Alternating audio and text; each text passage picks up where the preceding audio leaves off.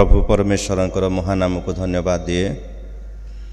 प्रभु आम को पुनर्बार आज विशेष उपासनार दिन तांकरी प्रांगण मध्य आम समस्ते एकाठी होइछु, कारण यहीपरि उपासना द्वारा आम प्रभुंकर उपस्थिति मध्य को आसी था और तांकरी उपस्थिति आम को आत्मिक भाव में शक्तियुक्त करि थाए। Hallelujah hallelujah. तेणु प्रभु निकट में धन्यवाद देवा सहित आज जेते समस्ते आज विशेष उपासना जोग देइछन्ति समस्त को स्वागत जनाई ख्रीष्ट प्रेमर नमस्कार जनाए। समस्त को नमस्कार। Hallelujah hallelujah hallelujah.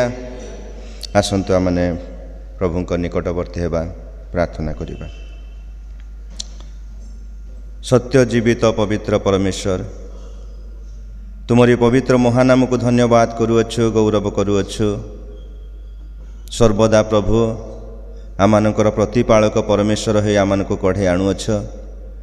आमे जो समय कष्ट विपद संकट विभिन्न प्रकार जटिल परिस्थिति मध्य आमे जाई थाउ प्रभु, सही समय तुमे आमानकर आश्रय साहाय्यकारी सुरक्षाकारी समस्त विपदर मुक्ति उद्धार करी प्रभु आमानको तुमे कढ़े आणुअछ।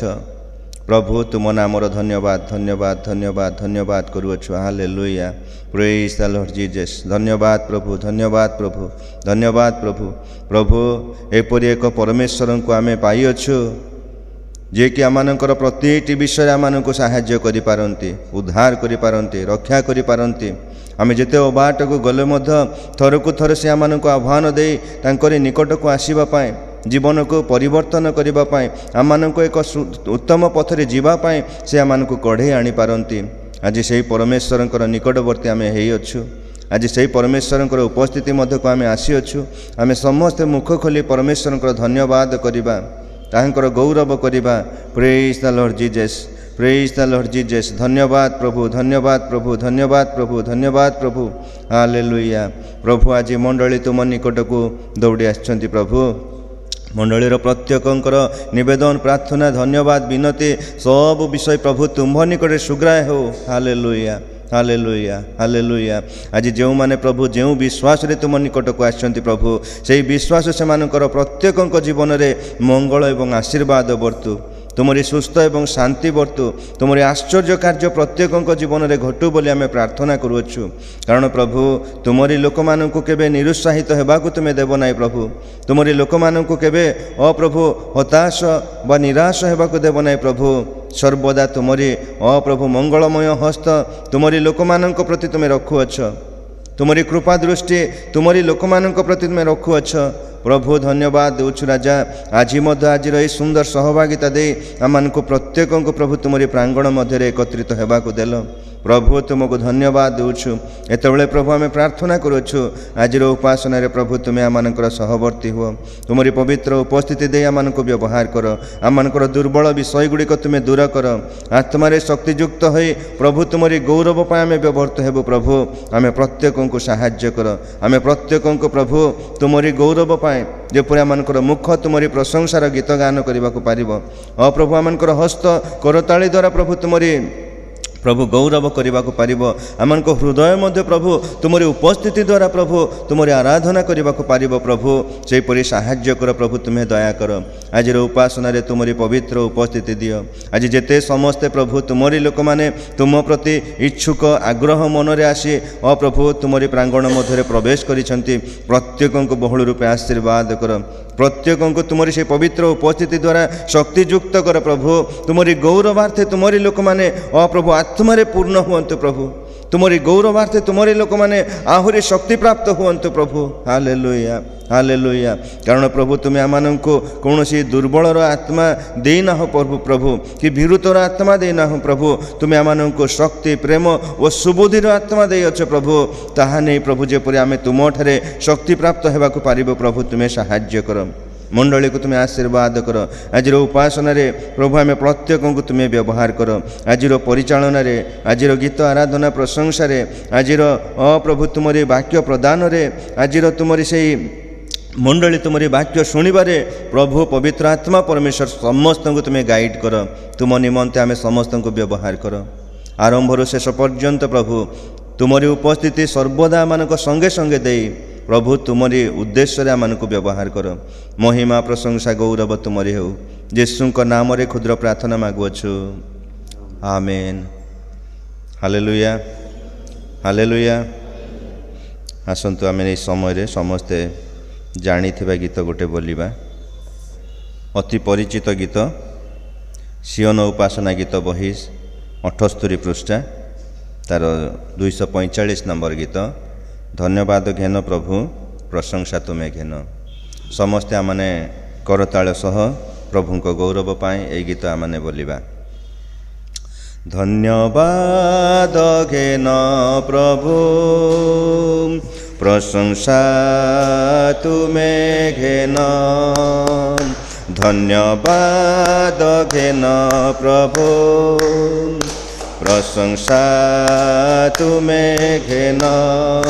मंगलमय प्रभु तुम्हें करुणामय यीशु तुम्हें। मंगलमय प्रभु तुम्हें करुणामय यीशु तुम्हें।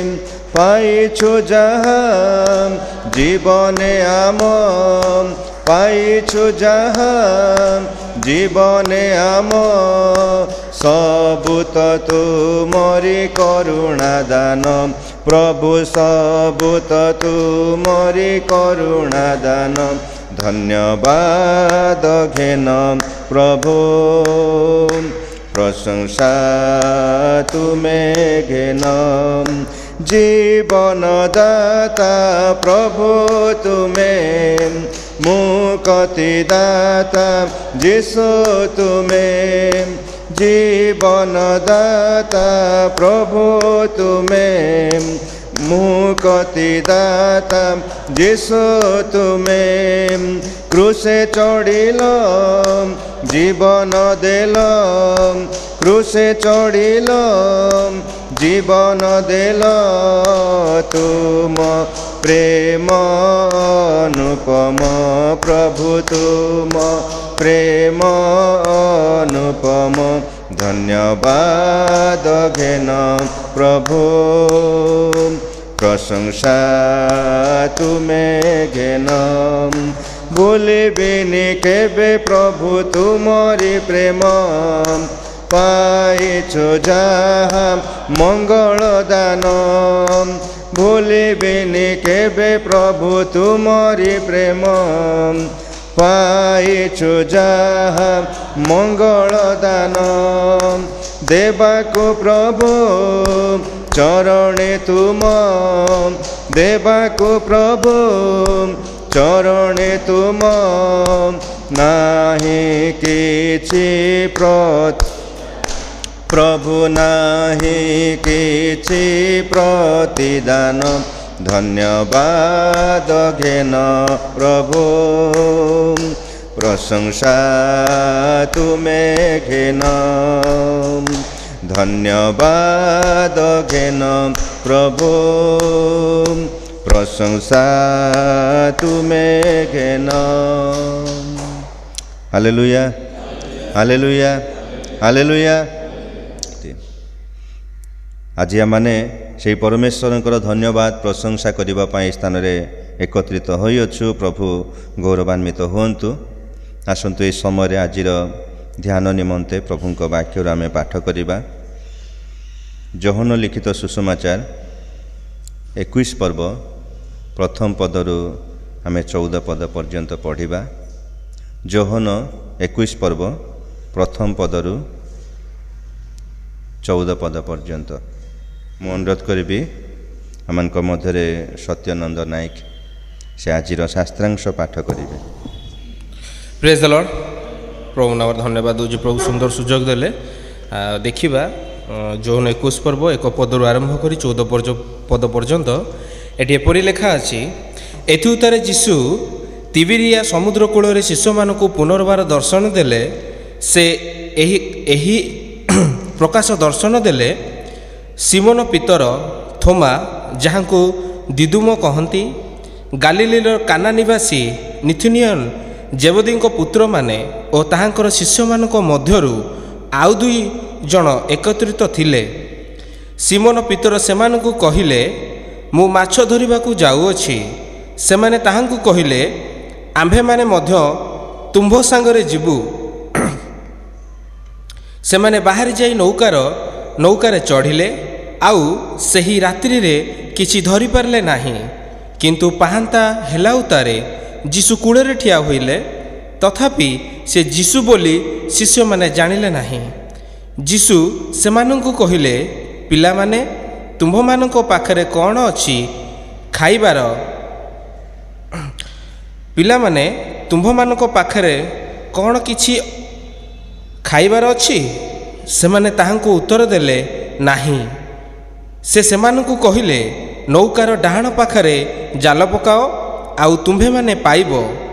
ସେଥିରେ ସେମାନେ ଜାଲ ପକାଇଲେ, ଆଉ ଏତେ ମାଛ ପଡ଼ିଲା ଯେ ସେମାନେ ତାହା ଟାଣିପାରିଲେ ନାହିଁ। ସେଥିରେ ଯୀଶୁ ଯେଉଁ ଶିଷ୍ୟମାନଙ୍କୁ ପ୍ରେମ କରୁଥିଲେ, ସେ ପିତରଙ୍କୁ କହିଲେ, ଏ ତ ପ୍ରଭୁ। ସିମୋନ ପିତର ଏ ତ ପ୍ରଭୁ ବୋଲି ଶୁଣି ଫୁଙ୍ଗା ଦେହ ହୋଇଥିବାରୁ ଆପଣା ଅଙ୍ଗରଖା ପିନ୍ଧି ସମୁଦ୍ରକୁ ଡେଇଁ ପଡ଼ିଲେ। କିନ୍ତୁ ଅନ୍ୟ ଶିଷ୍ୟମାନେ ମାଛରେ ଭର୍ତ୍ତି ହୋଇଥିବା ଜାଲ ଟାଣି ଟାଣି ସାନ ନାହାରେ ଆସିଲେ, କାରଣ ସେମାନେ କୂଳରୁ ଅଧିକ ଦୂରରେ ନଥିଲେ, କେବଳ ପ୍ରାୟ 200 ହାତ ଦୂରରେ ଥିଲେ। ସେମାନେ କୂଳରୁ ଓହ୍ଲାଇ ସେଠାରେ ଅଙ୍ଗାରର ନିଆଁ, ପୁଣି ତାହା ଉପରେ ଭଜା ମାଛ ଓ ରୋଟି ଥୁଆ ହୋଇଥିବାର ଦେଖିଲେ। ଯୀଶୁ ସେମାନଙ୍କୁ କହିଲେ, ତୁମ୍ଭେମାନେ ଏବେ ଯେଉଁ ମାଛ ଧରିଅଛ, ସେଥିରୁ କିଛି ଆଣ। ସିମୋନ ପିତର ଯାଇ 153 ବଡ଼ ବଡ଼ ମାଛ ଭର୍ତ୍ତି ହୋଇଥିବା ଜାଲକୁ ଟାଣି ଆଣିଲେ, ଆଉ ଏତେ ମାଛ ସୁଦ୍ଧା ଜାଲ ଛିଣ୍ଡିଲା ନାହିଁ। ଯୀଶୁ ସେମାନଙ୍କୁ କହିଲେ, ଆସି ଭୋଜନ କର। ଶିଷ୍ୟମାନଙ୍କ ମଧ୍ୟରୁ କେହି ତୁମ୍ଭକୁ କିଏ ବୋଲି ତାହାଙ୍କୁ ପଚାରିବାକୁ ସାହସ କରୁନଥିଲେ, କାରଣ ସେ ପ୍ରଭୁ ଏହା ସେମାନେ ଜାଣିଥିଲେ। ଯୀଶୁ ଆସି ରୋଟି ଘେନି ସେମାନଙ୍କୁ ଦେଲେ, ଆଉ ସେହି ପ୍ରକାରେ ମାଛ ମଧ୍ୟ ଦେଲେ। ମୃତମାନଙ୍କ ମଧ୍ୟରୁ ଉତ୍ଥିତ ହେଲା ଉତ୍ତାରେ ଯୀଶୁ ଶିଷ୍ୟମାନଙ୍କୁ ଏହି 3ୟ ଥର ଦର୍ଶନ ଦେଲେ। ପର୍ତ୍ତବାକରେ ଯୀଶୁ ଆଶୀର୍ବାଦ କରନ୍ତୁ, ବୁଝିବା ପାଇଁ ଶକ୍ତି ପ୍ରଦାନ କରନ୍ତୁ। ଏ ସମୟରେ ଆମେ ଆଉ ଗୋଟେ ଗୀତ ବୋଲିବା। ସିଓନ ଉପାସନା ଗୀତ ବହି 147 ପୃଷ୍ଠାର 18 ନମ୍ବର ଗୀତ। ପ୍ରିୟତମ ପ୍ରଭୁ ତୁମେ, ଚିର ଅନୁପମ ଯୀଶୁ ନାମେ। ସମସ୍ତେ ଆମମାନେ ପ୍ରଭୁଙ୍କ ଗୌରବ ପାଇଁ ଏହି ଗୀତ ଗାଉଥିବା ସମୟରେ ଆଣିଥିବା ନୈବେଦ୍ୟ ସଂଗ୍ରହ କରାଯିବ। ମୁଁ ଅନୁରୋଧ କରିବି ଆମର ଡିକନ୍ ସେ ଦାନ ସଂଗ୍ରହରେ ସାହାଯ୍ୟ କରିବେ। ତାପରେ ଆମେ ପ୍ରାର୍ଥନା ମଧ୍ୟକୁ ଯିବା। ପ୍ରିୟତମ ପ୍ରଭୁ ତୁମେ, ଚିର ଅନୁପମ ଯୀଶୁ ତୁମେ, କଣ୍ଠେ ନେଇ ତୁମ ମଧୁମୟ ନାମ କରୁଛୁ ବନ୍ଦନା। ପ୍ରିୟତମ ପ୍ରଭୁ ତୁମେ, ଦୁନିଆ ସାଥିରେ ସାଥୀ ହୋଇ ଆମେ କରିଥିଲୁ ଅଭିଶାପ, ଦୂର କରି ପାପ ଦେବାକୁ ଆଶିଷ କଲ ତୁମେ ପ୍ରାୟଶ୍ଚିତ। ଦୁନିଆ ସାଥିରେ ସାଥୀ ହୋଇ ଆମେ କରିଥିଲୁ ଅଭିଶାପ, ଦୂର କରି ପାପ ଦେବାକୁ ଆଶିଷ କଲ ତୁମେ ପ୍ରାୟଶ୍ଚିତ।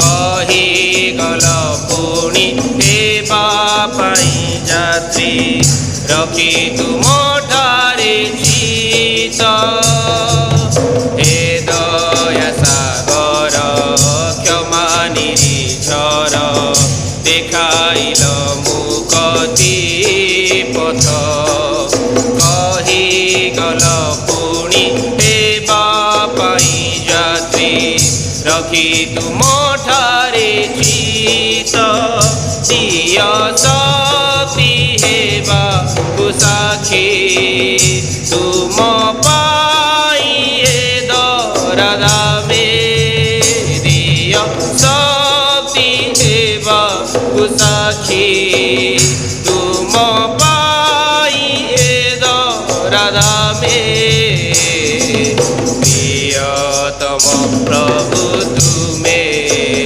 चिर अनुपम जीशु तुमे कंठे नहीं तुम मधुमय नाम करुच वंदना आमे प्रियतम प्रभु तुमे।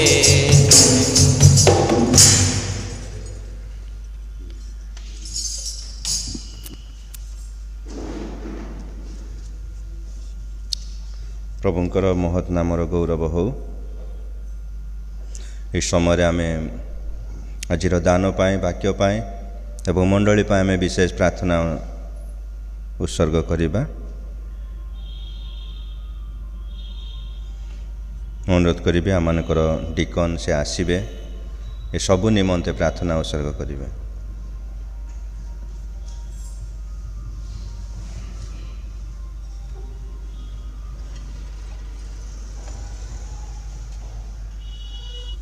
प्रार्थना को जीवा।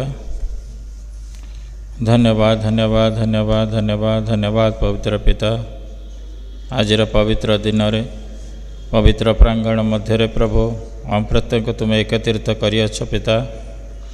हाँ प्रभु तुमको अशेष धन्यवाद दौचु तुमर प्रशंसा करुअछु प्रभु। प्रभु जेते जन प्रभु उपस्थित अच्छा प्रभु प्रत्येक प्रभु तुमरी स्नेहपूर्ण करुणा हस्तरे प्रत्येक आशीर्वाद कर पिता। हे पिता परमेश्वर जे जो प्रभु आशा भरोसा नहीं कि आसी अच्छा प्रभु तुम निकट को प्रत्येक तुम्हें प्रभु आशा हुआ भरोसा हुआ प्रभु प्रत्येक प्रार्थना शुण प्रत्येक आशीर्वाद कर प्रभु। प्रभु जो माने प्रभु ये उपासना जोग दे पारना प्रभु कौन सी प्रकार असुविधा सकाश प्रभु तुम्हें से मानकर प्रभु पथदर्शक हो प्रभु तुम्हें से को साहाय्य कर प्रभु जेपरी प्रभु उपासना प्रभु से जोग दे तुम्हारी आशीर्वाद को प्राप्त करें प्रभु। हाँ पिता परमेश्वर तुमर वाक्य को अन्वेषण करेंगे प्रभु तुम्हें से बड़ी कृपा कर पिता। धन्यवाद हो प्रभु शेष करी प्रभु प्रभु आज जो शास्त्रांश पाठ करा जायछि प्रभु धन्यवाद हो प्रभु प्रभु से शास्त्रांश पाठ पर तुम्हारी आशीर्वाद हस्त रख प्रभु। प्रभु तुम्हारी दासों को तुम्हें आनी अच्छा प्रभु। हाँ पिता धन्यवाद हो प्रभु। हाँ प्रभु तांकर मुख दे तुम्हें कथा कह वाक्यर निगूढ़ अर्थ बुझापी प्रभु प्रत्येक आम साहाय्य कर प्रभु। पिता परमेश्वर प्रत्येक तुम्हें आशीर्वाद कर बोली प्रार्थना करुअछि प्रभु। जो दाना संग्रह करा जायछि तुम्हारी राज्य कार्य निमंते प्रभु प्रभु से दाना को तुम्हारी पवित्र चरण तले रखुअछि प्रभु। प्रत्येक को प्रभु तुम्हें से आशीर्वाद हस्त रख प्रभु। जो मैंने देइछन्ति प्रभु जो मैंने दे पारुना से आशीर्वाद कर प्रत्येक मनोवांछा पूर्ण कर प्रभु।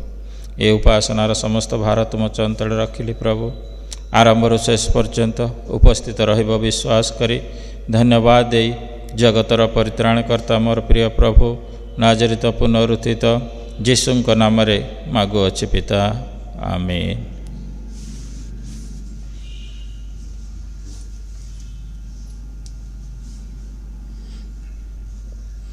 Hallelujah praise the Lord. प्रभुंकर महानामर धन्यवाद हो प्रभु गौरवान्वित हुंतु। आज उपासना जेते समस्ते जोग देइछन्ति आउ थरे समस्त को कृतज्ञता एवं धन्यवाद जनाए कारण रविवार दिन आमानक पाई एक विशेष उपासनार समय ଏହା କେବଳ ଯେ ଉପାସନା ଆମେ ପ୍ରଭୁଙ୍କ ପ୍ରାଙ୍ଗଣରେ ବସୁ କେବଳ ସେତିକି ନୁହେଁ। ଆଜିର ଏହି ବିଶେଷ ଉପାସନାରେ ଆମେ ଈଶ୍ୱରଙ୍କର ରବ ଆମେ ଶୁଣିପାରିଥାଉ, ଈଶ୍ୱରଙ୍କର ବାକ୍ୟ ଆମେ ଶୁଣିପାରିଥାଉ। ତେଣୁ ପ୍ରତିଦିନ ଆମେ ପ୍ରଭୁଙ୍କର ବାକ୍ୟ ଶୁଣି ଯେପରି ସେହି ପଥରେ ଚାଲୁ, ସେଥି ନିମନ୍ତେ ପ୍ରଭୁ ତାଙ୍କରି ଜୀବନ୍ତ ବାକ୍ୟ ଆମମାନଙ୍କର ସମ୍ମୁଖରେ ରଖିଛନ୍ତି। ତେଣୁ ସେହି ବାକ୍ୟ ଯେତେବେଳେ ଆମେ ମନ ଧ୍ୟାନ ସହିତ ଶୁଣିବା, ନିଶ୍ଚିତ ଆମମାନଙ୍କର ଜୀବନ ମଧ୍ୟ ପ୍ରଭୁରେ ଆଶୀର୍ବାଦ ଯୁକ୍ତ ହେବ। Hallelujah, hallelujah. ତେଣୁ ଆଜିର ବାକ୍ୟ ନିମନ୍ତେ ମଧ୍ୟ ଆମମାନଙ୍କର କଟକ ଓଡ଼ିଆ ବାପ୍ଟିଷ୍ଟ ମଣ୍ଡଳୀର ଡିକନ୍ ଶ୍ରୀଯୁକ୍ତ A.J. ସ୍ମିଥ୍ ଆମମାନଙ୍କ ମଧ୍ୟରେ ଉପସ୍ଥିତ ଅଛନ୍ତି। ତେଣୁ ତାଙ୍କ ନିକଟରେ ମୋ ତରଫରୁ ଏବଂ ମଣ୍ଡଳୀ ତରଫରୁ କୃତଜ୍ଞତା ଏବଂ ଭକ୍ତିପୂର୍ଣ୍ଣ ନମସ୍କାର ଜଣାଏ। ପ୍ରଭୁଙ୍କର ଦାସ ତାଙ୍କର ବହୁମୂଲ୍ୟ ସମୟ ଦେଇ ଆମ ଏହି କ୍ଷୁଦ୍ର ମଣ୍ଡଳୀ ମଧ୍ୟକୁ ଆସିଲେ। ମାତୃମଣ୍ଡଳୀ ତାଙ୍କୁ ଏହି ସ୍ଥାନରେ ଉପାସନା କରିବା ପାଇଁ ଆଜି ପଠାଇଛନ୍ତି। ତେଣୁ ଆଜି ପ୍ରଭୁଙ୍କର ଦାସ ଆମମାନଙ୍କ ନିକଟରେ ଉପସ୍ଥିତ ଅଛନ୍ତି। ପ୍ରଭୁ ପ୍ରିୟ ଦାସଙ୍କୁ ତାଙ୍କର ପରିବାରକୁ ଏହିପରି ଏକ ବିଶେଷ ସେବା କାର୍ଯ୍ୟକୁ ମଧ୍ୟ ପ୍ରଭୁ ବହୁଳ ରୂପେ ଆଶୀର୍ବାଦ କରନ୍ତୁ। ଏହି ସମୟରେ ପ୍ରଭୁ ଯୀଶୁଖ୍ରୀଷ୍ଟଙ୍କ ନାମରେ ପ୍ରଭୁଙ୍କର ଦାସଙ୍କୁ ମୁଁ ଆହ୍ୱାନ କରେ, ସେ ଆସିବେ ଏବଂ ଆଜିର ମନୋନୀତ ବାକ୍ୟ ମଣ୍ଡଳୀ ସମ୍ମୁଖରେ ପ୍ରଦାନ କରିବେ।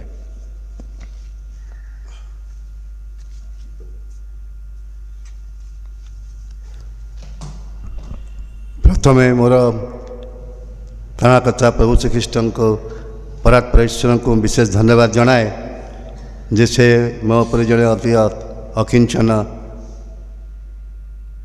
पापी मनुष्य को प्रभु सुजोग देले यही मंडली में उपस्थित वाक्य देवाई एवं धन्यवाद दिए।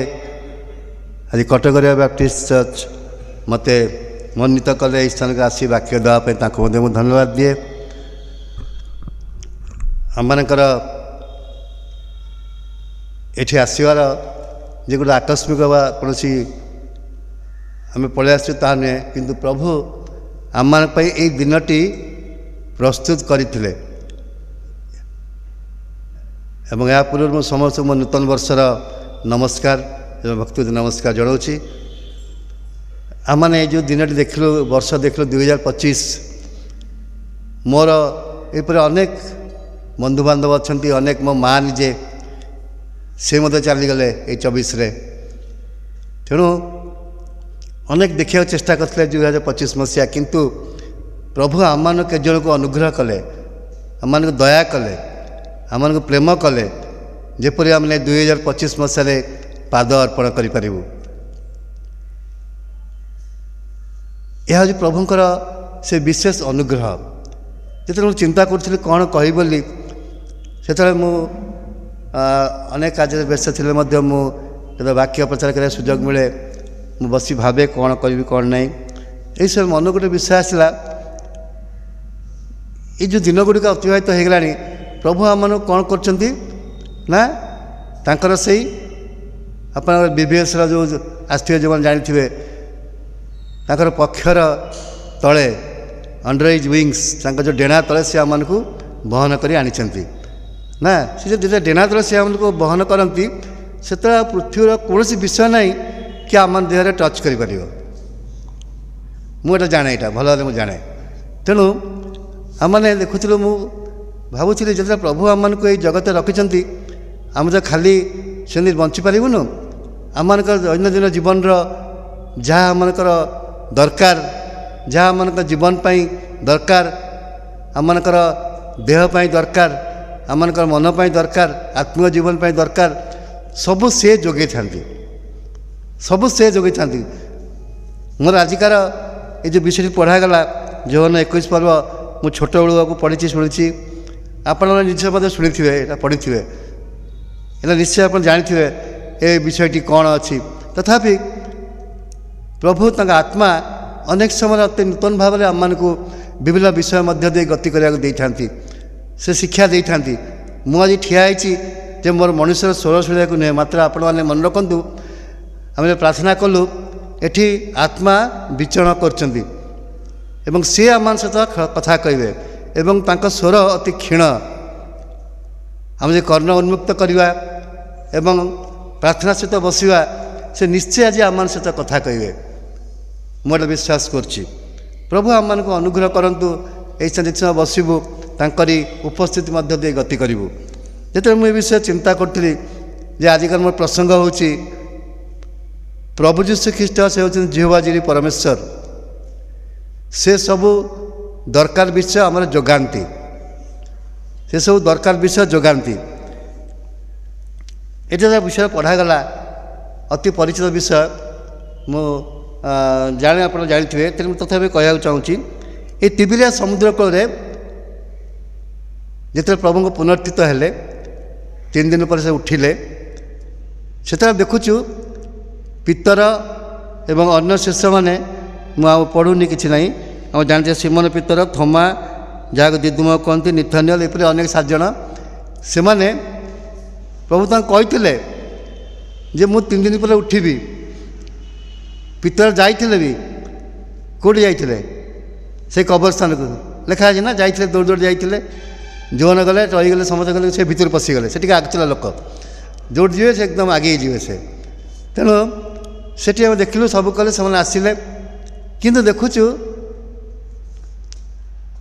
ସେମାନେ ପୁନର୍ବାର ତାଙ୍କର ପୂର୍ବ ପେଶାକୁ ଫେରି ଯାଉଛନ୍ତି, ପୂର୍ବ ପେଶାକୁ ଫେରି ଯାଉଛନ୍ତି। ଯେଉଁ ସେଠି କ'ଣ କହୁଛନ୍ତି,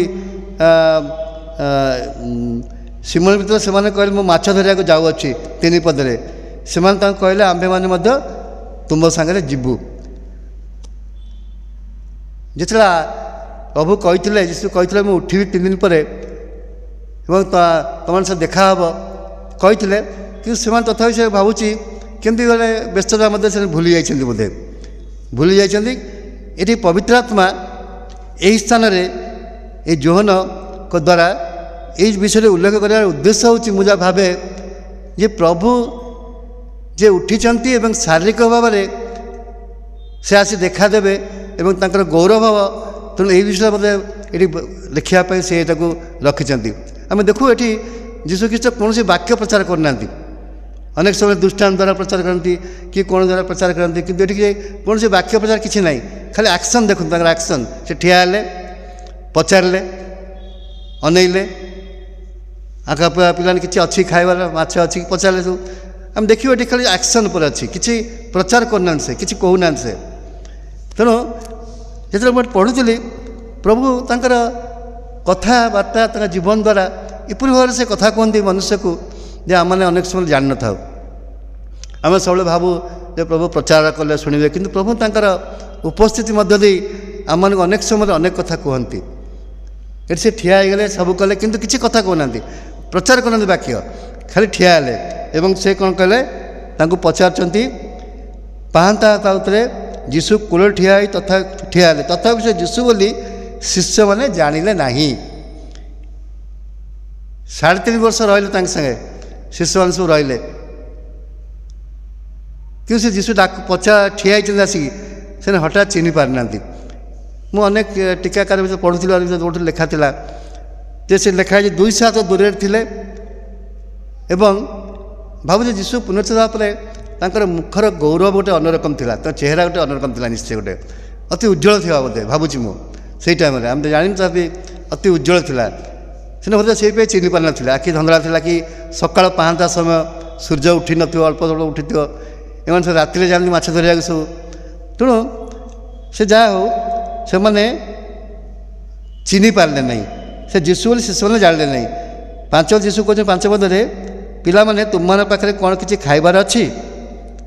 ତେଣୁ ଏହି ସ୍ଥଳରେ ଆମେ ଦେଖୁଛୁ ଯୀଶୁ ଶାରୀରିକ ଭାବରେ ଉଭା ହେଉଛନ୍ତି, ଶାରୀରିକ ଭାବରେ ଉଭା ହେଉଛନ୍ତି। ଆମେ ଜାଣିଛୁ କିଛି ସମୟ ପୂର୍ବରୁ ଯେଉଁ ପ୍ରଥମ ଦେଖାଦେଲେ, ସେତେବେଳେ ଘରେ ସେମାନେ ଲୁଚିକି ସବୁ ଥିଲେ, କାଳେ କ'ଣ ଅସୁବିଧା ହେବ, କ'ଣ ଡରିକି ସବୁ ଭିତରେ ଥିଲେ। କିନ୍ତୁ ପ୍ରଭୁ ତାଙ୍କ ଭିତରେ ଆସି ପହଞ୍ଚିଲେ, ଆତ୍ମା ରୂପରେ ଆସିଲେ ନା, ପଶିଗଲେ ଭିତରେ ଆସିକି ସେ ଘର ଭିତରେ। ଏବଂ ତୁମେ କ'ଣ କହିଲେ, ମୁଁ ତୁମ ହାତ ନ ଧରେ ମୁଁ ଜାଣିବିନି ତୁମେ ଅଛ ବୋଲି, ପ୍ରଭୁ ଦେଖ ତୁମେ। ଆମେ ଗୋଟେ ବିଷୟ ଦେଖୁଛୁ ଏଠି ଦେଖୁ ଦ୍ୱିତୀୟ ଭାବରେ ଏଠି କ'ଣ ଦେଖୁଛୁ, ସେ ଶାରୀରିକ ଭାବରେ ଉଭା ହେଲେ, ପୁରା ଖୋଲା ସମୁଦ୍ର କୂଳ, ସେ ଆସି ଉଭା ହେଉଛନ୍ତି। ଏବଂ ସେ କ'ଣ କରୁଛନ୍ତି, ସେ ନିଜେ ଖାଦ୍ୟ ପ୍ରସ୍ତୁତ କରି ସେଟା ସେ ରଖିଛନ୍ତି। ଏଇଟା ପରବର୍ତ୍ତୀ ସମୟରେ ଆସିବି, ସେ ସେଠି କ'ଣ ଲେଖା ହେଇଛି ଲେଖା ହେଇ ସେଠି ଦେଖୁଛୁ 9 ପଦରେ ସେମାନେ କୂଳରେ ଓହ୍ଲାଇ ସେଠାରେ ଅଙ୍ଗାରରେ ନିଆଁ ପୁଣି ତାହା ଉପରେ ଭଜା ମାଛ ଓ ରୁଟି ଥୁଆ ହେଇଥିବାର ଦେଖିଲେ। ଆମେ ଖାଲି ଜିନିଷଟି ପଢ଼ୁଛୁ ମନେ ରଖିଥିବେ ସବୁ ମୁଁ କାହିଁକି କହୁଛୁ ବୋଲି। ତେଣୁ ଆମେ କ'ଣ ଦେଖୁଛୁ ଏଇ ଯେଉଁ ଆସିଲେ ପହଞ୍ଚିଲେ ତାଙ୍କ ପାଇଁ ସବୁ ତିଆରି ବି କରିଦେଲେ। ଏଠି ଆମେ ଯୀଶୁଙ୍କର କେତେଟା ବିଷୟ ମୁଁ ଦେଖିବି ଏଇ ଯେଉଁ ବିଷୟ ବାକ୍ୟ ଅଛି 2-3ଟା ବିଷୟ ମୁଁ କହିବି। ଯୀଶୁ ଶାରୀରିକ ଭାବରେ ଉଭା ହେଲେ ତା ଶିଷ୍ୟମାନେ ଚିହ୍ନି ପାରିଲେନି କିନ୍ତୁ ଯୀଶୁ ତାଙ୍କୁ କହୁଛନ୍ତି ମାଛ ଅଛି କିଛି ଅଛି କି ତୁମ ପାଖରେ କିଛି ଅଛି କି ସେ ଧରିନି ବୋଲି କହିଲେ। ହଁ କିନ୍ତୁ ସେହି ସମୟରେ 7 ପଦରେ ସେଥିରେ ଯୀଶୁ ଯେଉଁ ଶିଷ୍ୟକୁ ପ୍ରେମ କରୁଥିଲେ ସେ ପିତରଙ୍କୁ କହିଲେ ଏ ତ ପ୍ରଭୁ। ଯୋହନ ଆଗେ ଚିହ୍ନି ପାରିଲେ ଯେ ପିତର ଯୀଶୁ କାହାକୁ ବେଶୀ ପ୍ରେମ କରୁଥିଲେ ନା ଯୋହନଙ୍କୁ ଆମେ ଜାଣିଛୁ। ସେ କହିଲେ ଏ ତ ପ୍ରଭୁ। ସିମନ ପିତର ଏ ତ ପ୍ରଭୁ ବୋଲି ଶୁଣି ଫୁଙ୍ଗା ଦେହ ହୋଇଥିବାରୁ ଆପଣା ଅଙ୍ଗରେଖା ପିନ୍ଧି ସମୁଦ୍ରକୁ ଡେଇଁ ପଡ଼ିଲେ। ଦେଖନ୍ତୁ ସିଏ ଯୋହନ ଦେଖିଲେ କହିଲେ ଏ ତ ପ୍ରଭୁ କିନ୍ତୁ ପାଣିକୁ ଆଗେ କିଏ ଡେଇଁଲା ନା ପିତର ଆଗେ ଡେଇଁ ପଡ଼ିଲେ ଏ ତ ପ୍ରଭୁ ଦୌଡ଼ିବାକୁ ଆରମ୍ଭ କଲେ ସେ ପହଁରି ପହଁରି ଆରମ୍ଭ କଲେ। ଏହା ପୂର୍ବରୁ ଆମେ ଦେଖିଛୁ ଆଉ ଗୋଟେ ଜାଗାରେ ମଧ୍ୟ ଲୁକ 24 ଏବଂ 44-45 ଦେଖିବୁ ସେଠି ମଧ୍ୟ ସେ ଧର୍ମଶାସ୍ତ୍ର ବୁଝାଇଲେ କେମିତି କ'ଣ କଲେ ସବୁ ଲେଖା ହେଇଛି ପରେ ପଢ଼ି ମୁଁ ସମୟ ବେଶୀ ଚାଲିଯିବ ନେଉନି। ସେ ପୁନରୁତ୍ଥିତ ହେବା ପରେ ଲୋକଙ୍କୁ ଇମାନଗର ଗଲାବେଳକୁ ବୁଝାଉଥିଲେ ସବୁ ମୋତେ ବେଶୀ ବୁଝିବାକୁ ଯାଉନି ଆ ଟପିକ୍ ଟିକେ ବାହାରକୁ ପଳାଇବ। ତେଣୁ ଆମମାନେ ଏଇଟା କ'ଣ ଜାଣିଲୁ ଦେଖିଲୁ ନା ତା ପୂର୍ବରୁ ମଧ୍ୟ ଶିଶୁ ଆଉ ଥରେ ଲୁକ 24-41-43ରେ ସେ ମାଛ ମାଗି ଖାଇବାକୁ କହୁଛନ୍ତି। ଏଠି ମଧ୍ୟ କହୁଛନ୍ତି ମାଛ ମୋତେ ଅଛି କି। ତେଣୁ ଯୀଶୁ ଶାରୀରିକ ଭାବେ ଉପସ୍ଥିତ ହୋଇ ତାଙ୍କୁ ଜଣାଇବାକୁ ଚାହୁଁଥିଲେ ଯେ ତୁମେ ଯେଉଁ କଥା ମୁଁ ତୁମକୁ କହିଥିଲି ଯେ ମୁଁ 3 ଦିନ ପରେ ଉଠିବି ତୁମମାନେ ମୋତେ ଭୁଲି ଯାଇଛ। ତେଣୁ ଶିଶୁ ଖୋଜି ଖୋଜି ତାଙ୍କ ଲୋକମାନଙ୍କ ପାଖକୁ ଆଇଲେ। ଆଜି ଆମମାନଙ୍କୁ ଗୋଟେ ସୁନ୍ଦର ବିଷୟଟି ମୁଁ ନିଜ ପାଇଁ ମଧ୍ୟ ପାଇଲି ଆପଣମାନେ ମଧ୍ୟ ନିଶ୍ଚୟ ଏଇଟା ବୁଝିପାରିବେ ଯେ ପ୍ରଭୁ ଯାହାକୁ ପ୍ରେମ କରନ୍ତି ସେ ଯାହାକୁ ବିଷୟ ଚିନ୍ତା କରନ୍ତି ତାଙ୍କର ମସ୍ତିଷ୍କରେ ଯାହା ବିଷୟ ଥାଏ ସେ ତାଙ୍କ କଥା ଆଗେ ଚିନ୍ତା କରନ୍ତି। ଆଜି ଆମେ ଏଠାରେ ଉପସ୍ଥିତ ଅଛୁ ମୁଁ ଅଛି ମୋର 3 ଥର ହାର୍ଟ ଅପରେସନ୍ ହେଇଛି। ମୁଁ ଜାଣିନଥିଲି ପ୍ରଭୁ ଅନୁଗ୍ରହ କରିବେ କି କ'ଣ କରିବେ।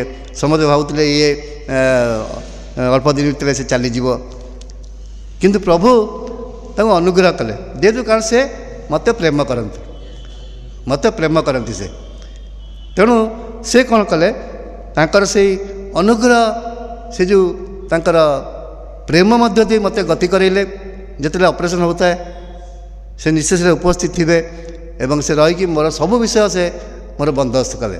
ସେ ଯାହା ହଉ ମୁଁ ମଧ୍ୟ ଆପଣମାନଙ୍କ ଠିଆ ହେଇଛି।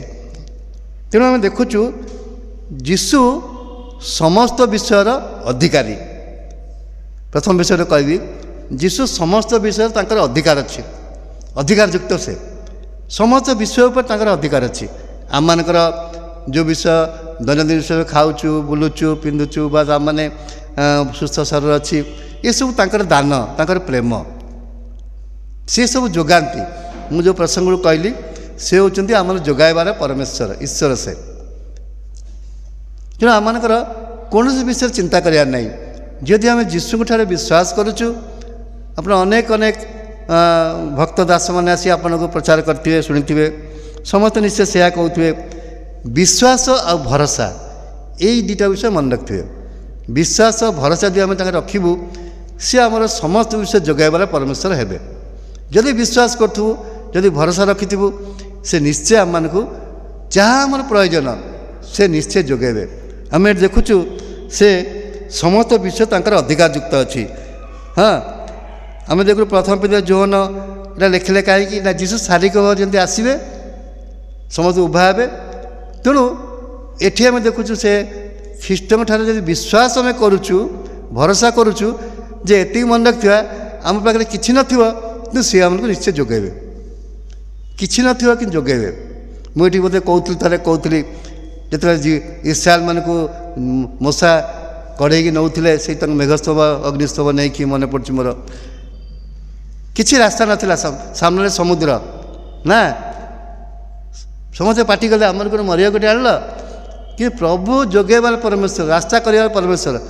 କିଛି ରାସ୍ତା ନଥିଲା କିନ୍ତୁ ସେ ରାସ୍ତା କରିଦେଲେ ନା, ଇସ୍ରାଏଲକୁ ନେଇଗଲେ ସେ କଢ଼େଇ ସେ ବାଟେ। ତେଣୁ ସେ ହେଉଛନ୍ତି ଯୋଗାଇବାର ପରମେଶ୍ୱର, ଯଦି ତାଙ୍କଠାରେ ବିଶ୍ୱାସ କରିବୁ, ଭରସା କରିବୁ। ଏତିକି ମନେ ରଖିବା ଆମମାନଙ୍କ ଜୀବନରେ ଯେତେବେଳେ ଆମେ ନିରାଶ ହତାଶ ହୋଇପଡ଼ୁ। ମୁଁ ଜାଣିଛି ମୋ ଜୀବନରେ ମଧ୍ୟ ଆସିଛି, ଅନେକ ଜୀବନରେ ଆସିଥିବ। ଆମେ ଦରିଦ୍ରତା ମଧ୍ୟରେ ଗତି କରୁ, ଆମମାନଙ୍କ ଦେହ ଅସୁସ୍ଥତା ମଧ୍ୟରେ ଗତି କରୁ, ଆମମାନଙ୍କର ପିଲାମାନଙ୍କ ପାଠପଢ଼ା କେମିତି ହେବ ତା ବିଷୟ ନେଇ ଆମେ ଧନ୍ଦାଳି ହେଉ, ଅନେକ ବିଷୟ ଆମେ କରୁ। କିନ୍ତୁ ସବୁ ଯୋଗାଇବାର ପରମେଶ୍ୱର କିଏ ହେଉଛନ୍ତି? ଯୀଶୁଖ୍ରୀଷ୍ଟ ବା ପବିତ୍ର ପିତା ଈଶ୍ୱର। ଯେତେବେଳେ ଆମେ ତାଙ୍କ ନିକଟରେ ବିଶ୍ୱାସ ଭରସା ସ୍ଥାପନ କରୁ, ସେ ସବୁ ବିଷୟ ଯୋଗାନ୍ତି, ନୁହେଁ କି? ଆପଣ ନିଶ୍ଚୟ ଜୀବନରେ ଆପଣ ଜାଣିଥିବେ। ତେଣୁ ଆମମାନଙ୍କର କ'ଣ ବିଷୟ ଆମେ ଜାଣିଲୁ ଏଠି?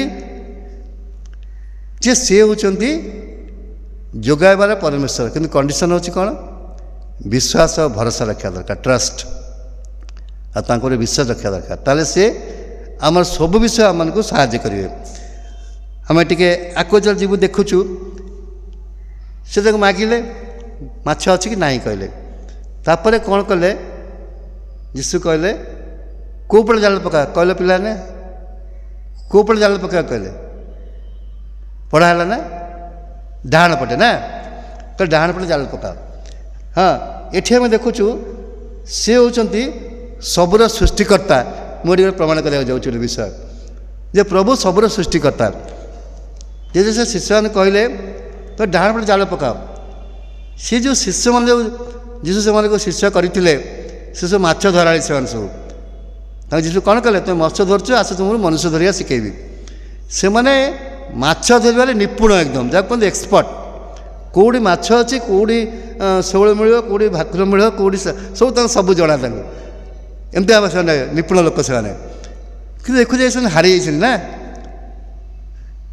ପୁଣି ପିତର ଭଳିଆ ଲୋକ ତାଙ୍କ ପାଖରେ ଅଛନ୍ତି, ସେ ସବୁଠୁ ଏକଦମ ପୁରୁଖା ମାଛ ଧରାଳି। କାହିଁକି ନା ସେମାନେ ପ୍ରଭୁଙ୍କୁ ଭୁଲିଗଲେ। ଯେତେବେଳେ ପ୍ରଭୁଙ୍କୁ ଆମେ ଭୁଲି ଯାଉ ଟିକେ ଆମର ବିଚ୍ୟୁତ ଘଟେ ଅନେକ ବିଷୟରେ। କହିଲେ ମୁଁ ଉଠିବି, ସେମାନେ ତା ବି ଚିନ୍ତା ନ କରି ସେମାନେ ଚାଲି ଆସିଲେ ମାଛ ଧରିବାକୁ। ରାତି ସାରା ପରିଶ୍ରମ କରୁଛନ୍ତି, କିନ୍ତୁ ସବୁ ବୃଥା। ଯେତେବେଳେ ପ୍ରଭୁଙ୍କୁ ନ ନେଇକି ଯେକୌଣସି କାର୍ଯ୍ୟ କରୁ, କୌଣସି ସଭା କରୁ, କୌଣସି ଅନୁଷ୍ଠାନ କରୁ ବା କୌଣସି ବିଷୟ କରୁ ଆମ ଜୀବନରେ, କୌଣସି ବିଷୟ ଆମେ ଚାକିରି କ୍ଷେତ୍ରରେ ଆମେ ଚେଷ୍ଟା କରୁଛୁ, ଯଦି ପ୍ରଭୁଙ୍କୁ ନେଇ କରୁଛୁ ତାହେଲେ ତା ଦେହରେ ସଫଳତା ଅଛି। ଯଦି ପ୍ରଭୁଙ୍କୁ ନେଇ କରିବାନି ତାହେଲେ ସଫଳତା ନାହିଁ, ଏଇଟା ମନେ ରଖନ୍ତୁ। ସେଠି କ'ଣ କଲେ? ପ୍ରଭୁ କ'ଣ ଯୀଶୁ କହିଲେ ଡାହାଣ ପଟେ ଜାଲ ପକାଏ।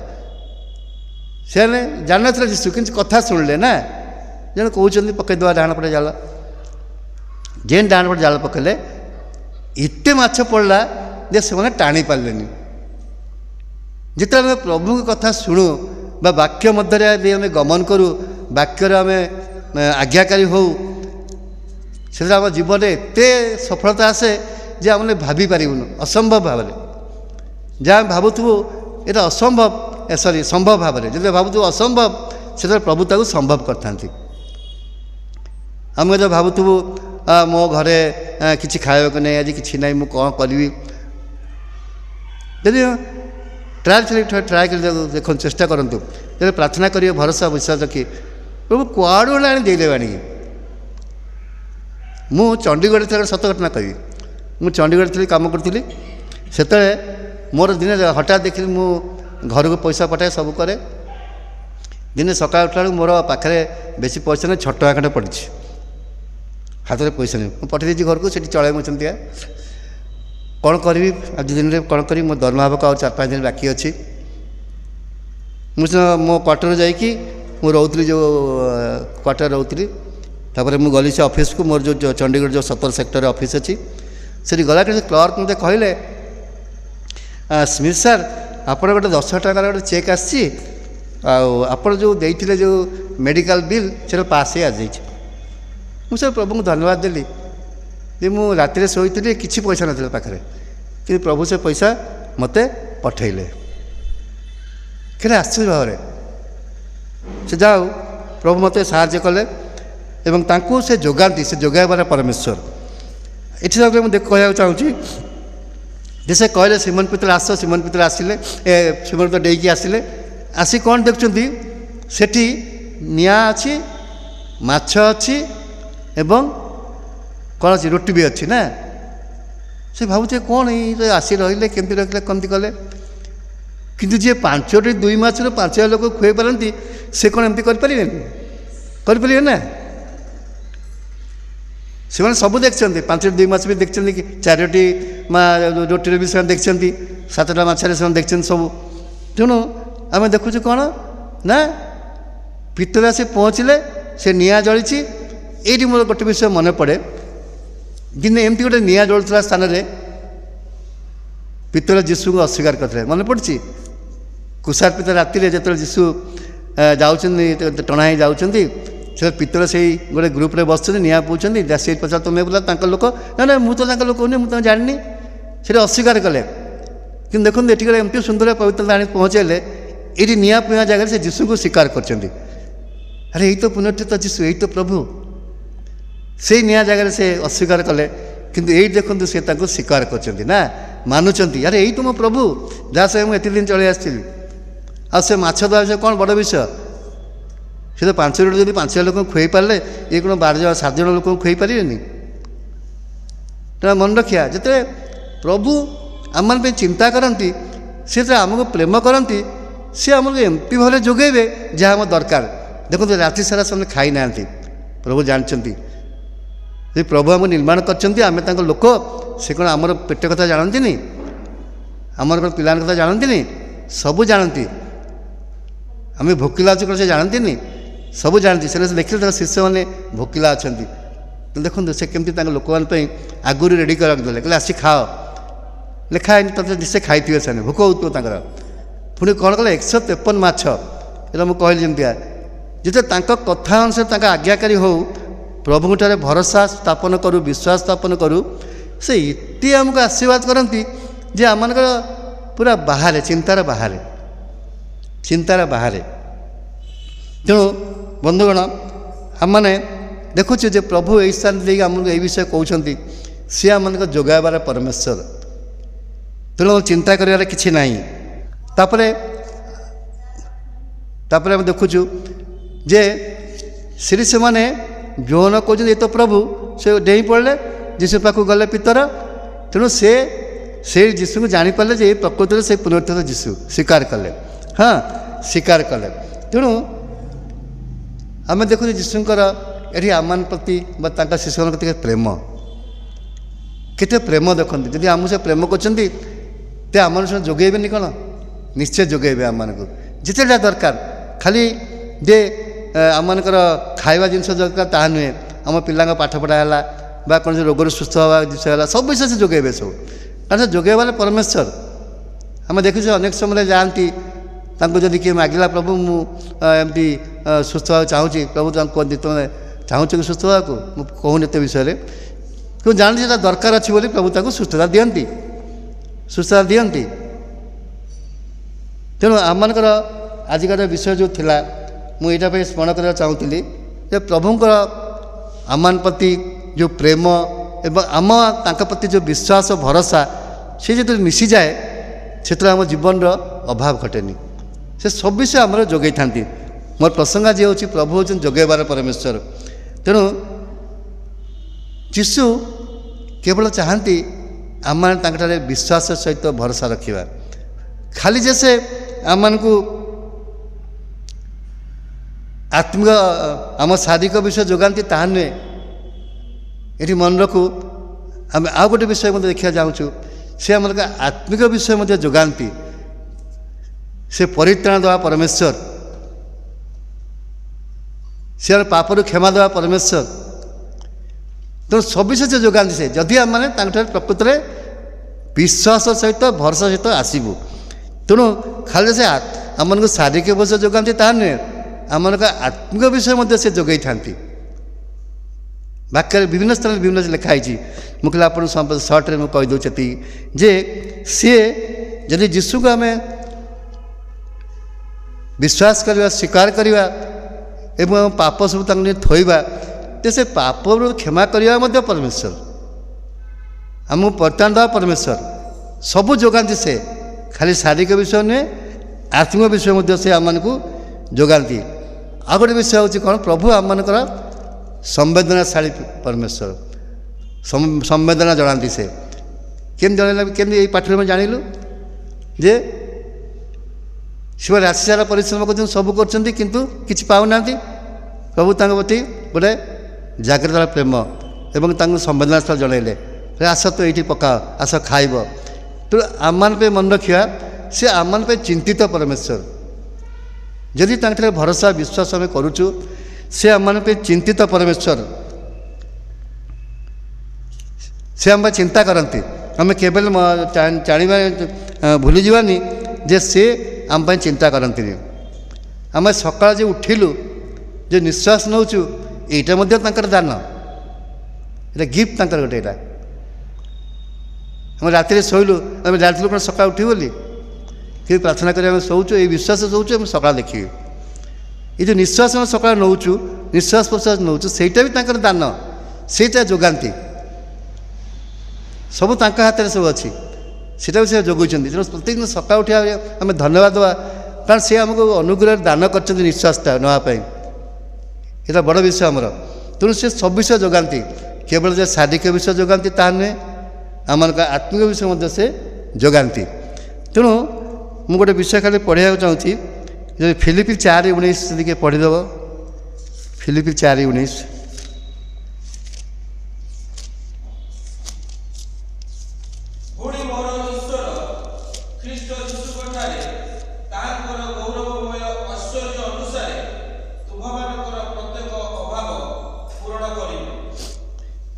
କି ସୁନ୍ଦର ଭାବରେ ପ୍ରତିଜ୍ଞା ଆମେ ଦେଖୁଛେ ନା।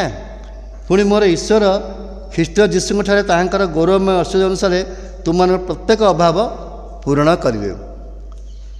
ଏଇଠି ମୁଁ ଆଗରେ ରଖେ କଣ୍ଡିସନ୍ ଗୋଟେ, ଆମେ ଯେ ଭାବିବୁ ସବୁ ବିଷୟ ସେ ଆମେ ପୂରଣ କରିବେ ତାହା ନୁହେଁ। ଯୀଶୁ ଯାହା ଆମ ଦରକାର ସେହା ପୂରଣ କରନ୍ତି ଈଶ୍ୱର, କିନ୍ତୁ ଯାହା ଆମେ ସବୁବେଳେ ମାଗିବୁ, ଚିନ୍ତା କରିବୁ, ଆମେ ସବୁବେଳେ ଭାବୁ ଏଇଟା ଆମକୁ ମିଳିଯାଉ, କିନ୍ତୁ ସେ ପ୍ରାୟ ଦିଅନ୍ତିନି। ସିଏ ଜାଣନ୍ତି ଇଏ ପୁଅ ଏ ଝିଅ ବାପା ମାଆର କ'ଣ ଦରକାର, ସେଇଟା ଯୋଗାନ୍ତି। ସେଇଦିନ ପିତର ଆଉ ଶିଷ୍ୟମାନେ ତାଙ୍କର ଭୋକିଲା ଥିଲେ, ରାତିସାରା କିଛି ପାଉନଥିଲେ, କିନ୍ତୁ ସେ ତାକୁ ଦେଲେ, ଖାଇବାକୁ ଦେଲେ ନା। ଆଗରୁ ସେଠି ରଖିଦେଲେ, ମାଛ ରୁଟି ସବୁ ରଖିଦେଲେ ସବୁ। ତେଣୁ ମନେ ରଖିବା ଯେ ଯାହା ଆମର ଦରକାର ସେ ତାହା ଦିଅନ୍ତି। ଗୋଟେ ମାଥ୍ୟୁ 6:31-33 ମୁଁ ଜାଣିଛନ୍ତି, ମାଥ୍ୟୁ 6:31-33 ପଦ, ମୁଁ ଗୋଟେ ପଦ କହି ଶେଷ କରିବି, ମୁଁ ଏସବୁ ନେବିନି। ମାଥ୍ୟୁ 6 ଯଦି ପାଉଛନ୍ତି ପଢ଼ି ଦିଅନ୍ତୁ, 31-33।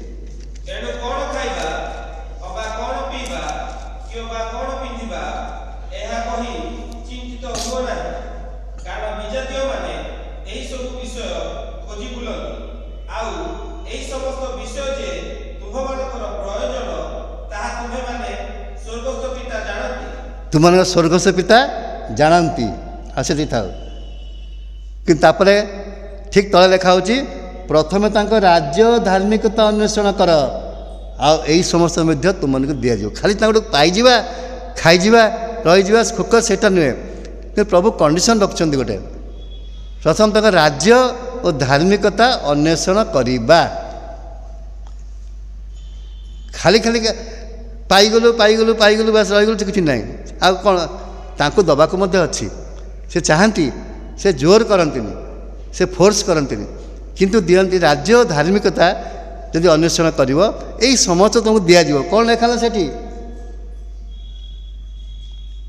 କାରଣ ବିଜାତିମାନେ ଏଇସବୁ ବିଷୟ 32 ପଦରେ, କାରଣ ବିଜାତିମାନେ ଏଇସବୁ ବିଷୟ ଖୋଜି ବୁଲନ୍ତି, ଆଉ ଏଇ ସମସ୍ତ ବିଷୟ ଯେ ତୁମମାନଙ୍କର ପ୍ରୟୋଜନ ତାହା ତୁମମାନଙ୍କ ସ୍ୱର୍ଗସ୍ଥ ଜାଣନ୍ତି। ଆମର ଯେ ପ୍ରୟୋଜନ, ଯେ ସ୍ୱର୍ଗରେ ଅଛନ୍ତି ଆମ ପିତା, ସେ ଜାଣନ୍ତି ଏଇଟା, ସେ ଜାଣନ୍ତି ଏଇଟା ଆମର। ତେଣୁ ଚିନ୍ତା କରିବାର ନାହିଁ, କିନ୍ତୁ ତାଙ୍କ ରାଜ୍ୟ ଓ ଧାର୍ମିକତା ଅନୁସାରେ, ଅର୍ଥାତ୍ ଆମେ ତାଙ୍କର କହିଥିବା ବାକ୍ୟରେ କହିଥିବା କଥା ଅନୁସାରେ ଆମେ ଜୀବନଯାପନ କରିବା ଏବଂ ତାଙ୍କ ସହିତ ଚାଲିବା, ପ୍ରାର୍ଥନା କରିବା, ବାକ୍ୟ ପଢ଼ିବା। ତେଣୁ ସେ ତାପରେ ତାଙ୍କର ସେ କରିବେ କାମ, ଆମକୁ କହିବା ଦରକାର ନାହିଁ। ସେ ଯେ ପିତର ଶିଷ୍ୟମାନେ କ'ଣ କହିଲେ, ପ୍ରଭୁ ସେ ଲୋକ ଠିଆ ହେଇଛ ପଚାରୁଛ, ନାହିଁ ତ କହିଲୁ, ପୁଣି ପଚାରୁଛ କାହିଁକି, କିଛି କହିଲେ? କହିଲେ ଜାଲ ପକାଅ, ସେ ଅଟୋମେଟିକାଲି ତାଙ୍କ ପାଇଁ ରେଡ଼ି କରିଦେଲେ। କାରଣ ସେ ହେଉଛନ୍ତି ସବୁର ସୃଷ୍ଟିକର୍ତ୍ତା। ମନେ ରଖନ୍ତୁ, ସେ ମାଛମାନଙ୍କୁ ମଧ୍ୟ ସୃଷ୍ଟି କରିଥିଲେ, ମାଛମାନେ ସୃଷ୍ଟି କରିଥିଲେ। ମୋତେ ବହୁତ ଲାଗେ ସେ ମୋତେ ଏମିତି ଭାବେ ନିର୍ଦ୍ଦେଶ ଦେଲେ ମାଛମାନଙ୍କୁ, ତୁମେ ସେଠି ପଳେଇ ଆସ ସବୁ। ମୁଁ ଅନେକ ସମୟ ଭାବେ ଯେ ସେଟା କିଛି ନଥିଲା, କିଛି ପକାଇଲେ ମିଳୁନଥିଲା, ପୁଣି କହିଲେ ଡାହାଣ ପଟେ ଜାଲ ପକା। ସେ ହେଉଛନ୍ତି ସୃଷ୍ଟିକର୍ତ୍ତା। ତାଙ୍କର ସବୁକିଛି ଉପରେ ପାୱାର ଅଛି, ନେଚର ଉପରେ ଅଛି, ତାପରେ ଆମମାନଙ୍କର ଶରୀର ଉପରେ, ସବୁ ଉପରେ ତାଙ୍କର ପାୱାର ଅଛି। ଏଠି ମାଛମାନଙ୍କ ଉପରେ ବା ସବୁ ଯେକୌଣସି ଜାଗାରେ, ସମୁଦ୍ର ଉପରେ, ସମୁଦ୍ର ଝଡ଼ ସୃଷ୍ଟି କଲେ। ଜାଣିଥିବେ, ଏଇଟା ମୁଁ କହୁନି, ଦିନେ ଯାଉଥିଲେ ସେ ସେମାନେ ଝଡ଼ ହେଲା, ପ୍ରଭୁ ମଲ୍ଲୁ। ସେ କହିଲେ ହେ ଅଳ୍ପ ବିଶ୍ୱାସୀ ମାନେ। ତେଣୁ ବିଶ୍ୱାସ ସବୁଠାରେ ଆସୁଛି। ଯେତେବେଳେ ବିଶ୍ୱାସ ଆମେ କରୁଛୁ ତାଙ୍କଠାରେ, ସେ ଆମ ପାଇଁ ସବୁକିଛି କରିବାକୁ ନ୍ୟାୟବାନ ପରମେଶ୍ୱର। ତେଣୁ ଆମେ କ'ଣ ଦେଖୁଛୁ ଏଠି, ସେ ସ୍ୱର୍ଗସ୍ଥ ପିତା ଆମର ସବୁ ଜାଣନ୍ତି। ତେଣୁ ଆମମାନେ ରାଜ୍ୟ ଧାର୍ମିକତା ଅନ୍ୱେଷଣ କଲେ ସେ ଆମମାନଙ୍କୁ ସବୁକିଛି ଦେବେ। ତେଣୁ ମୁଁ ମୋର ପ୍ରସଙ୍ଗ ଶେଷ କରିବି, ମୋର ଯେଉଁ ବାକ୍ୟ ଶେଷ କରିବି ଯେ ଆମମାନେ କ'ଣ ପ୍ରକୃତରେ ନିଜ ଅନ୍ତର ସହିତ ପ୍ରଭୁ ଯୀଶୁ ଖ୍ରୀଷ୍ଟଙ୍କଠାରେ ଆମେ ବିଶ୍ୱାସ ସ୍ଥାପନ କରିଛୁ ଏବଂ ତାଙ୍କର ପାଖରେ ଆମେ ଭରସା ରଖିଛୁ କି? ଯଦି ରଖିଛୁ, ମନେ ରଖନ୍ତୁ ଆପଣ ଜୀବନରେ କୌଣସି ବିଷୟ ଅଭାବ ହେବ ନାହିଁ। ଦାଉଦ କ'ଣ କହିଲେ? କହିଲେ ସଦାପ୍ରଭୁ ମୋର ପ୍ରତିପାଳକ, ମୋର ଅଭାବ ହେବ ନାହିଁ। ଦାଉଦ ଲୋକ ଏତେ ଦୃଢ଼ ସହିତ କହୁଛନ୍ତି, ସିଏ ଆମର ପ୍ରତିପାଳକ, ଆମର କୌଣସି ବିଷୟରେ ଅଭାବ ହେବନି। ଥରେ ଚେଷ୍ଟା କରି ଦେଖନ୍ତୁ, ପରୀକ୍ଷା କରନ୍ତୁ, ତାଙ୍କୁ ପରୀକ୍ଷା କରନ୍ତୁ, ଦେଖନ୍ତୁ ଆପଣ କୌଣସି ଅଭାବ ରହିବନି। କିନ୍ତୁ ଆମେ ତାଙ୍କଠାରେ ଭରସା ରଖିବା, ବିଶ୍ୱାସ କରିବା ଏବଂ ସେ ଯେ ଆମର ପରମେଶ୍ୱର, ଜୀବନ୍ତ ପରମେଶ୍ୱର, ସେ ସଦାକାଳ ଆମ ପାଖରେ ଅଛନ୍ତି। ତେଣୁ ପ୍ରଭୁ ଏଇ ଅଳ୍ପ ଚିନ୍ତାରେ ଆମ ବିଶେଷରେ ଆଶୀର୍ବାଦ କରନ୍ତୁ। ପ୍ରଭୁଙ୍କୁ ନାମ ଧନ୍ୟବାଦ ଦେଉଛି।